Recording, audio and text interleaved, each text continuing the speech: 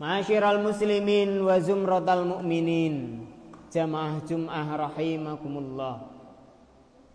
Pertama, khatib mengajak diri khatib pribadi dan jamaah sekalian untuk senantiasa meningkatkan kualitas iman dan takwa kita kepada Allah Subhanahu wa taala.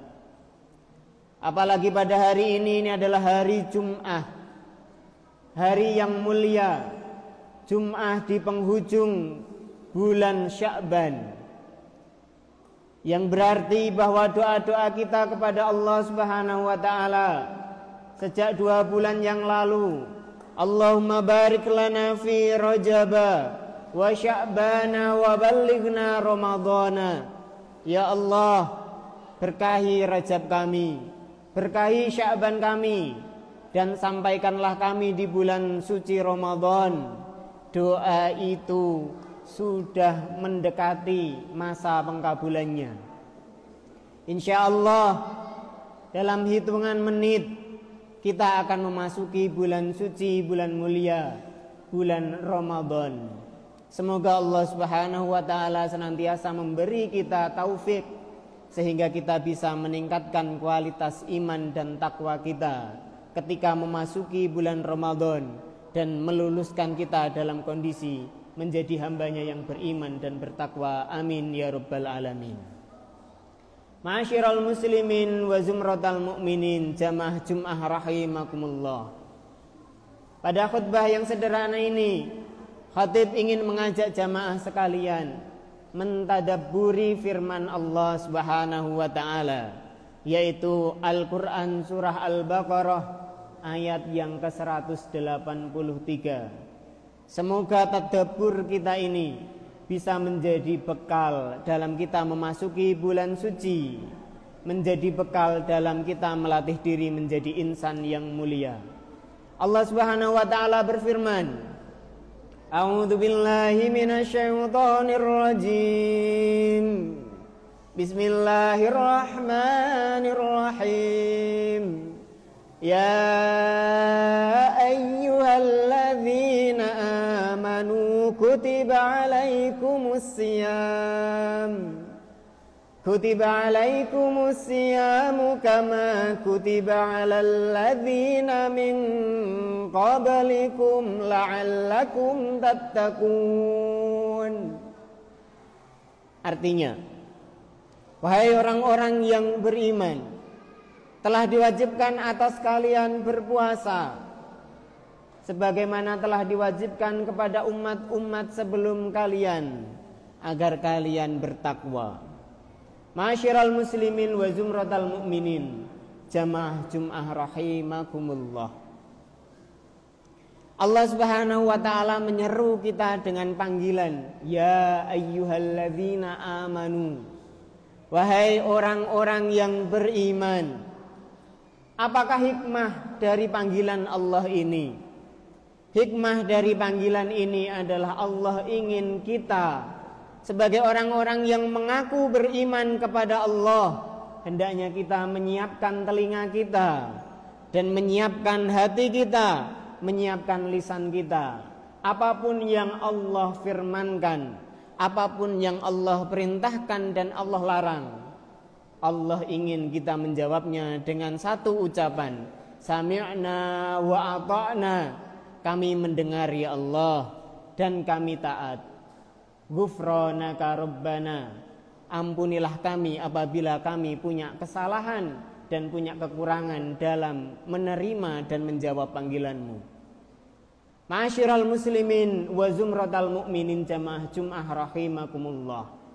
Di dalam ayat ini Allah memerintahkan kewajiban berpuasa, tapi Allah menyeru dengan panggilan, wahai orang-orang yang beriman. Seolah Allah ingin sampaikan, bagi siapa saja yang beriman, hendaknya ia menjawab panggilan ini. Dan siapa saja yang ingin imannya diperkuat, maka jawablah dengan melaksanakan kewajiban ini. Setiap orang muslim diwajibkan oleh Allah untuk berpuasa, akan tetapi puasa yang diterima oleh Allah hanyalah puasa yang berkualitas, yaitu puasanya orang-orang yang beriman. Nabi SAW mengatakan, man shoma ramadhana imanan wahtisaban ghufira lahu ma taqaddama min dzambihi. Barang siapa yang berpuasa di bulan Ramadan atas dasar iman dan mengharap pahala hanya dari sisi Allah Subhanahu wa taala, maka akan diampuni dosa-dosanya yang telah lalu. Jika kita memperhatikan dari sabda Nabi sallallahu alaihi wasallam, artinya tidak sembarang orang berpuasa pasti diterima. Tidak sembarang orang yang berpuasa dosa-dosanya akan diampuni, tapi hanya mereka yang berpuasa atas dasar iman dan berpuasa dengan mengharap pahala hanya dari sisi Allah, puasa merekalah yang akan diterima dan dosa-dosa merekalah yang akan diampuni.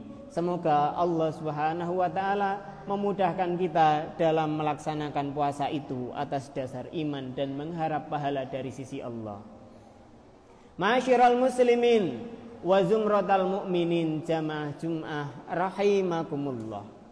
Lalu Allah berfirman, telah diwajibkan atas kalian berpuasa sebagaimana telah diwajibkan puasa itu untuk umat-umat sebelum kalian.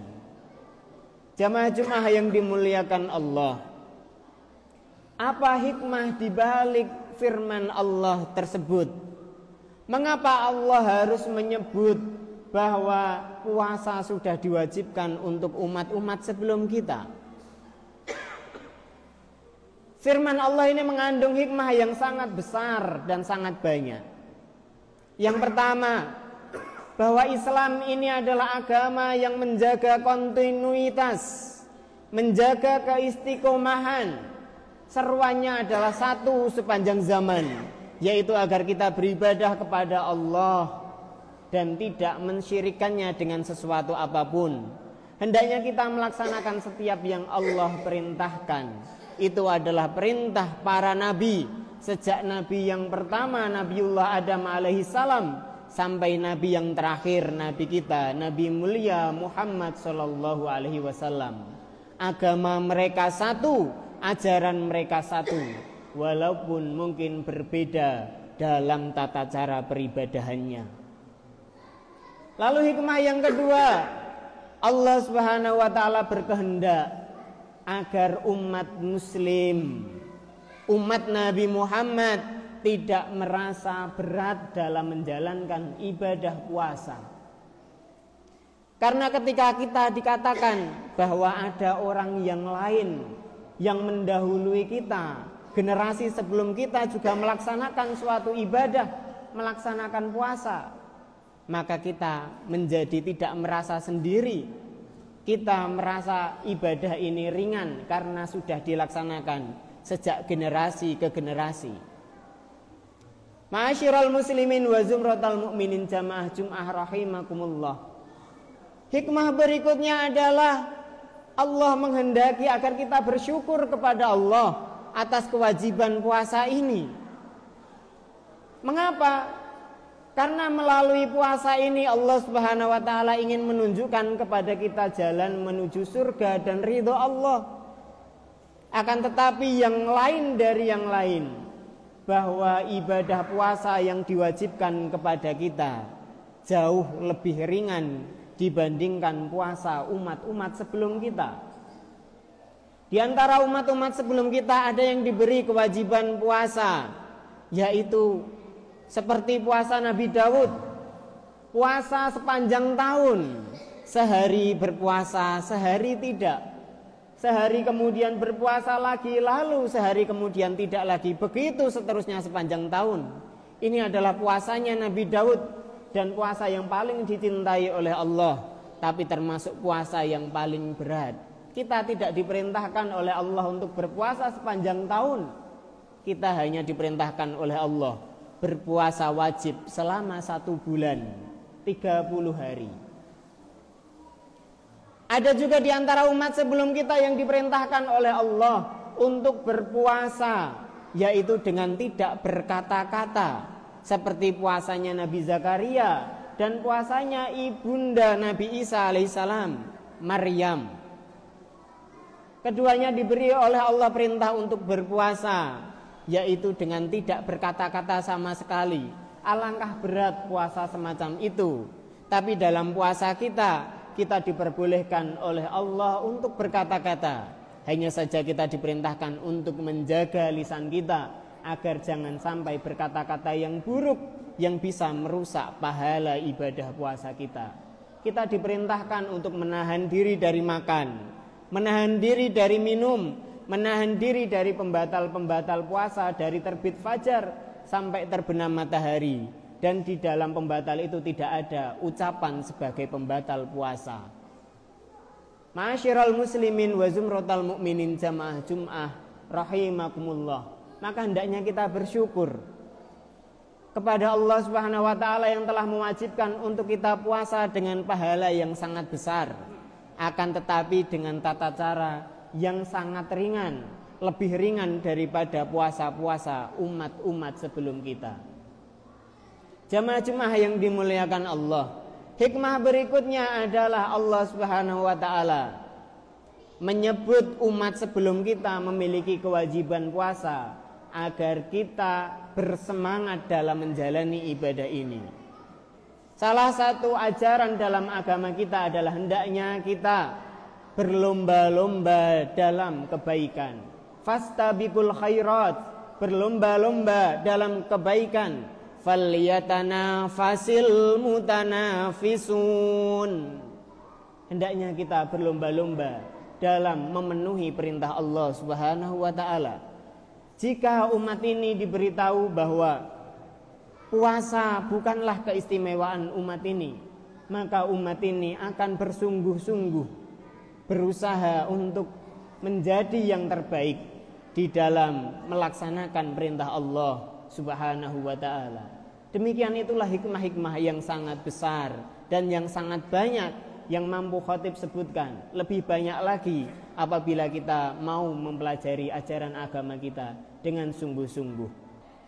Ma'asyiral muslimin wa zumratal mu'minina rahimakumullah, usikum wa iyaya nafsi bitaqwallah.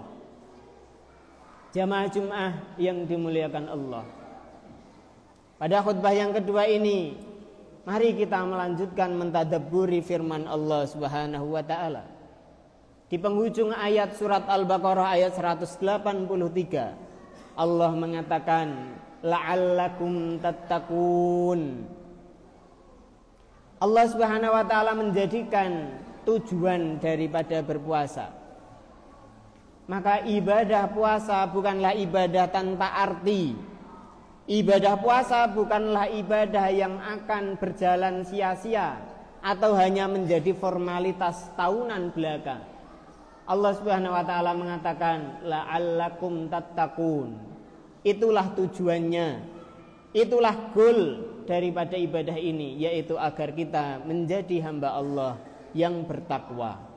Melalui berpuasa Allah Subhanahu wa taala ingin melatih kita untuk menjadi hamba Allah yang bertakwa. Apakah takwa itu? Takwa itu adalah kita menjaga diri kita dari keburukan diri kita sendiri. Sumber keburukan terbesar adalah keburukan yang ada di dalam diri kita. Dan keburukan yang ada di dalam diri kita intinya ada dua, yaitu keburukan syahwat, syahwat perut maupun syahwat yang ada di bawah perut. Ma'asyiral muslimin wa zumratal mu'minin jamaah Jum'ah yang dimuliakan Allah, segala macam kejahatan kita bisa menyebutkannya. Ada orang membunuh, ada orang berzina, ada orang korupsi, ada orang menipu, dan banyak kasus keburukan yang lain. Semua keburukan-keburukan itu kembalinya hanya satu, yaitu manusia-manusia yang melakukan keburukan tidak mampu mengendalikan syahwatnya, baik syahwat perut maupun syahwat yang ada di bawah perutnya. Ketika manusia tidak mampu mengendalikan syahwatnya, maka jadilah ia manusia yang buruk, yang melakukan berbagai macam keburukan. menghalalkan segala macam cara meskipun harus merugikan manusia yang lainnya. Allah Subhanahu wa taala memerintahkan kita untuk berpuasa. Karena dengan berpuasa kita dilatih oleh Allah untuk menahan syahwat kita. Kita tidak diizinkan untuk makan, kita tidak diizinkan untuk minum, kita tidak diizinkan untuk melakukan hal-hal yang bisa membatalkan puasa kita. Tujuannya tidak lain dan tidak bukan adalah melemahkan jasmani kita, termasuk melemahkan syahwat yang ada di dalam diri kita.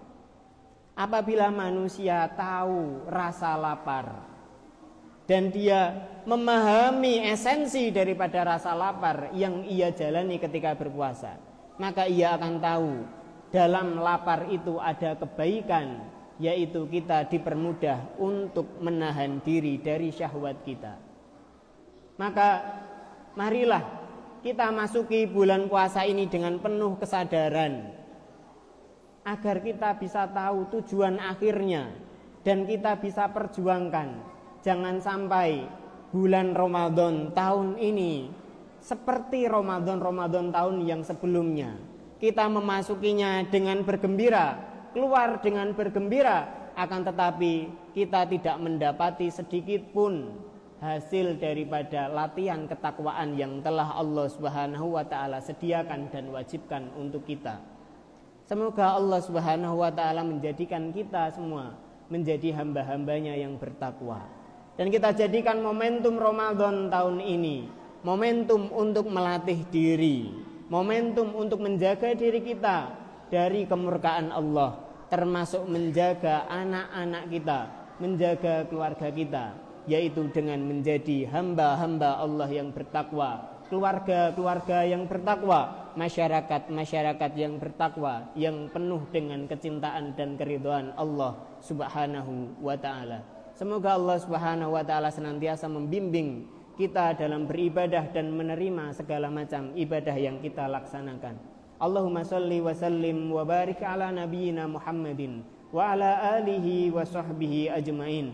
Allahumma ufir lil muslimina wal muslimat wal mu'minina wal mu'minat al ahya'i minhum wal amwat innaka sami'un qaribun mujibud da'awat faya qadiyal hajat. Allahumma a'inna ala dzikrika wa syukrika wa husni ibadatika. Allahumma a'inna ala dzikrika wa syukrika wa husni ibadatika. Allahumma a'inna bis-siyam, Allahumma a'inna bil qiyam, Allahumma a'inna ala dzikrika wa syukrika wa husni ibadatika.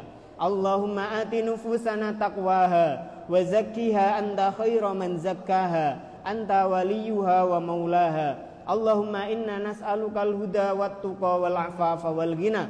Allahumma inna nas'aluka ridhaka wal jannah wa na'udzubika min sakhatika wan nar. Rabbana atina fid dunya hasanah wa fil akhirati hasanah wa qina adzabannar. Rabbana taqabbal minna innaka antas samiul alim wa tub alaina innaka antat tawwabur rahim ya arhamar rahimin. Ibadallah, innallaha ya'murukum bil adli wal ihsan wa ita'i dzil qurba wa yanha 'anil fahsya'i wal munkari wal bagyi ya'idukum la'allakum tadhakkarun. Fadhkurullahal 'azima yadhkurkum washkuruhu 'ala ni'amihi yazidkum wallahu ya'lamu ma tasna'un wa la dzikrullahi akbar. Wassalamu alaikum warahmatullahi wabarakatuh.